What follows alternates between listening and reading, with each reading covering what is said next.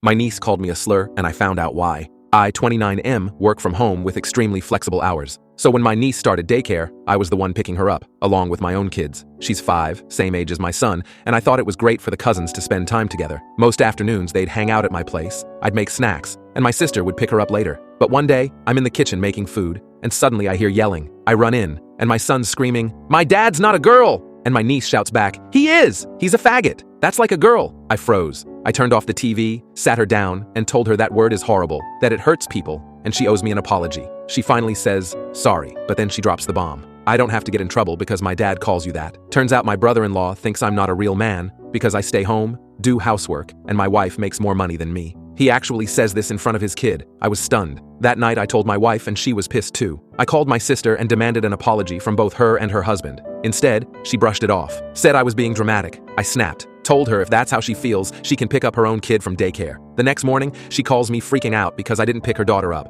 I told her she had 2 days to make other plans, hung up, and ignored her calls. When I finally answered, she screamed at me for making her late to work. No apology, just yelling. Even my mom got dragged in. She calls me saying, "You know how Nick is? Don't let it get to you." But I was done being the family doormat. I said if Nick wants to call me slurs, then he can figure out his own childcare. Later that night, Nick himself calls me. And for 1 second, I thought maybe he'd finally apologize. But no, he laughs and says it was just a joke. I'm a hysterical little girl who can't take one. Then he actually calls me the slur again. That was it. I told him to fuck off and hung up and blocked them both. Now every time I see my niece at daycare, she asks why she can't come over anymore, and it's killing me inside. She's 5. She doesn't deserve any of this. But her parents, they made it clear. No apology, no respect. And I'm done being their free babysitter.